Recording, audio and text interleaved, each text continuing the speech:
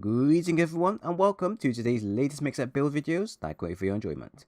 Today's build I have is one that is stepping out of the realm of Monster Hunter for a bit and going into the world full of nightmarish monsters, tragically insane hunters, and a nightmare-filled world that makes you question whether this is a dream or not. And today I'm going to give you my own take of the well-known frontier hunters from Bloodbourne. Well, actually it's 3 builds instead of 1, so you have that coming as well.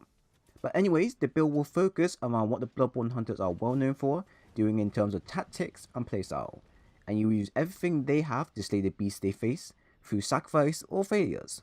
And of course, fashion is the main goatee for the whole video. I never truly thought creating a Bloodbourne build would be possible in Monster Hunter because of how limited some of the armors are in terms of resembling fabric based armor used in Bloodbourne. Like, this was an idea I had very earlier on and already crafted in my head, but the lack of fabric based armor or armor that resembles the world of Bloodbourne meant I couldn't execute it properly and had to put it on hold for the time being. But luckily, the Dante's armor made it very plausible to create a set that is strikingly close to a full theme cosplay, although using the Guild Cross set also could generally work as well if you don't have the Dante sets. Now, the weapon of course in Monster Hunter all have similar components when compared to Bloodborne's trick weapons, with some looking exactly like the alternatives, but play completely different. For example, the Bloodborne Sword Cleaver and the Switch Axe look different design wise, but once transformed, they both share a similar playstyle when it comes down to damaging monsters, plus they both do more damage when they're in their transformed state. So for weapon use, it's advised to go with weapons that follow the same attack or design method that hunters from Bloodborne would use, or generally go with whatever you want, as fashion will be the strong point of this whole armor set. Now, before I briefly go into talking about the build, skills and playstyle, I must say that this is more designed for fun and trying out something different for once, if you're someone that is looking for a change of pace within the game. The builds will have a mixture of skills that can be freely changed if you don't agree with what I went with, and the fashion sense for Bloodborne theme is probably the highest priority out of everything else within the video, so please don't get mad over the current skills I'm using. So the first build we have to show is called the New Blood set. This set is a mix of function and fashion and will aid you well within your hunts and can freely customize your heart's content for any weapon you use. As you can see, I tried my best to copy the design of the Bloodborne hunters as best as possible, and personally I believe I aced that, though some of the colouring for the Dante jacket couldn't be changed to all black because for some reason all black is actually dark blood red. I don't know what's happening with the Monster Hunter dev team here, but this is something that I hope they can look into and adjust colour in the future. The weapon of choice for me was the Lightning Chopper 3 Switch Axe for its flexible augment slots, which allowed me to add in affinity and health freely while leaving me one aug slot open, and its power file, which when activated allows me to do more damage onto a monster. But of course you don't have to go with the same weapon I use, nor do you have to go with the same weapon class as I did, as at the end of the day it's all about the fashion, and the same goes for the other builds as well. Also, I won't be covering the damage the build does as a whole, as each set are designed around using whatever weapon you want with them. So with the next 2 builds, I'll show you the damage my set does with the selected choice of weapon I chose. But at that point there, it's entirely up to you with whatever weapon you want to go with. Anyways, here are the following skills I went with for the current set. I went with Health Boost 3, Recovery up 2, and Recovery Speed 1 to allow hunters to survive many fights with a large amount of health, and one paired with a health augmented weapon, which was done to follow the same path as when you're attacking a beast in Bloodborne and gain your health back when you attack them, meant we could play a lot more aggressive, and not generally worry about having to use potions all the time, and that's kind of something that you should kind of stick with for the theme for creating a Bloodborne. You won't be moving fast, but at the same time you also want to have the ability to always heal on the go. Next, I use Weakness Exploit 3 to aid us in our damage against monsters, which is always a welcome addition. Handicraft 3 to extend our weapon sharpness a bit more, but depending on the weapon you're using, you don't have to use this if your weapon of choice has incredibly high sharpness already. This then leaves you room to add in whatever you like. Evade Window 3, as the Dante set piece already had Evade Window built into it, and also fits the playstyle of a Bloodborne hunter very well, for their fast movements and dodges in game. So I decided to expand on that to allow us to basically dodge monsters much more easier.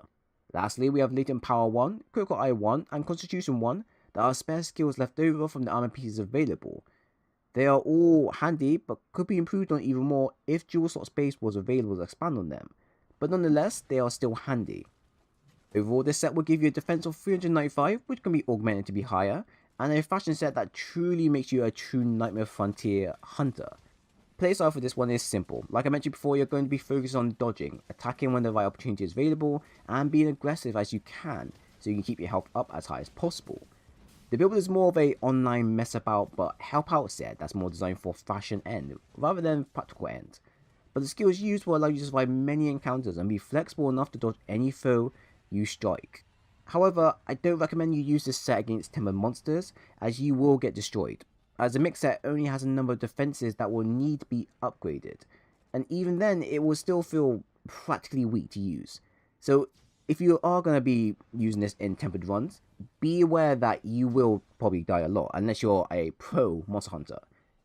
But if you're going to use this in tempered runs, I highly recommend you try your best to upgrade your armor as high as possible. Get your defense up as high as possible.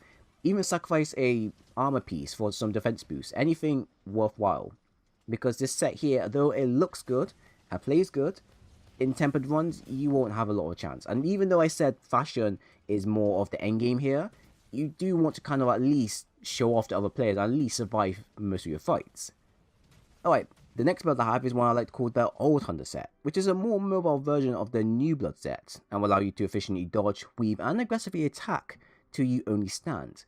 This set used a lot of fabric-based armor to try and fit the Bloodbourne theme, which came out alright funnily enough, and feels pretty smooth to use, but sadly I couldn't change much of the colouring because of how the armor is designed, but it still works. Think of this set as a unique Canehurst set, or my take on a Royal Canehurst Hunter, if they ever existed. So for the skills, I went with the following: Weakness Exploit 3, Handicraft 3, and non-elemental boost to focus random weapons performance and damage while in battle. Divine Blessing 3 and Evade Window 3 to allow me to freely sweep in and out of danger like all hunters are capable of, while at the same time having a bit of extra protection so I can negate any unforeseen damage I could take. Tool Specialist 2, which reduces the amount of time I have for using certain gadgets or mantles, so I can use them much more, but this was part of the set and generally not really that worthwhile, but it's there, you can make good use of it, or you can trade it in for something else. And lastly, we have, Lethal Expert 1 and Constitution 1, which are two added-on skills that came with the added-on armor I used, and don't have that much use, as it's just something that was there for the armor piece, and general fashion, so don't really worry about these two skills. Overall, this would give us a defense of 397, which can be augmented to be stronger, and a somewhat stylish armor set that melds together perfectly. I'm actually quite surprised that this set actually fits well. This set with the provided skills will give you the needed damage and fast movement speed to freely dodge any monster you face, and works very well when paired with a longsword for example, as your weapon is light and allows you to move around moderately fast.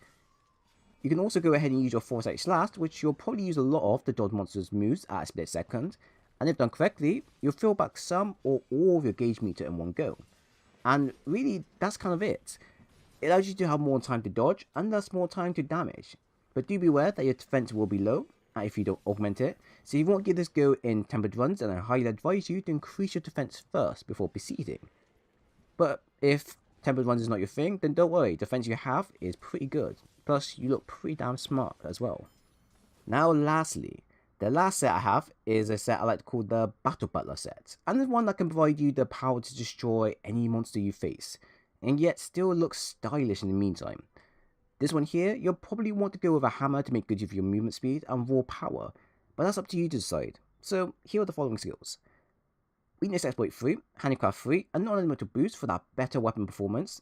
And you can currently see there's a common trend going on here, so with some of the main meta skills will always be relevant through generally all of these. Latent Power 3 for a small affinity and stamina buff later on in fights. This is more or less of a skill that I saw could be tied into the build fine for multiplayer usage, as monsters last longer in some fights, so it's nice to go damage control when the boost kicks in. Next, I have Evade Window 3 to stick with the fast moving movements and dodges that many hunters use to their advantage. Defense Boost 2 and Health Boost 2 to keep both our health and defense as high as possible. Now, the Defense Boost is just a add-on feature to make the set look nice, but it's not necessary if you have it armor augmented. If you haven't, then this boost will surely help you in your survival, but not by a lot. It's mainly the health boost that will probably allow you to survive maybe 1 or 2 hits before being carted. Lastly, we have Special Armor Boost 1, which came with the Dante set and don't have any use outside of bows or bowguns, and Quick Sheath, which is also part of the armor pieces used in the set, but doesn't have that much use depending on the weapon you're using.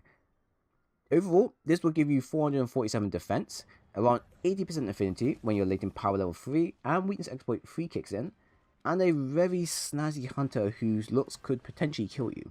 This set here, another fashion set that will provide you both function and fashion in one package, and works great against the likes of any monster you face, whether in groups or solo. Out in the field, you may get people that will look at you and think damage and survival skills are more useful than your subpar fashion get up, but they don't know that you're packing heat. Not in a bad way, or a good way. Or, to be honest, I don't really know anymore. But anyways, at this point, you're packing heat that can produce a lot of damage, and can generally put a lot of meta gear and builds to shame, because this build here, it works well for anyone, whether high level players or new level players, or people that just want a build that looks good, but functions great. And you should be happy with what you've got, as it gives you the freedom to pick and choose whatever skills you have available, while still sticking with a getter that makes you think, am I in the wrong era? If I am, then this era will do. And honestly, the only staying I'm going to be doing at the end of this is on the catwalk, or the gathering hall, or whatever. I tried to be funny there, but it's not working. I'll stop now. Overall, it's a nice change of pace for creating builds that I thought of that will be interesting to explore, as some of the weapons in game kind of resemble some of the hunter's tools used by the hunters in the Nightmare Frontier. And also, considering that Dante's armor set was released that looks eerily similar to some of the hunter's main clothing in game, it opens us up to look more fit to the cosplay, and fashion purpose as well, as we all know fashion is the true endgame. So there you have it, 3 hunters for you to go mad with. Will you accept these builds as your own, or will you do the unthinkable and create your own set to follow heat? I'll leave that up to you to decide. If you enjoy the content, then do leave a like and a sub, as I would appreciate it a lot if you do. Once again, thank you all for watching, and I do hope to see you again soon.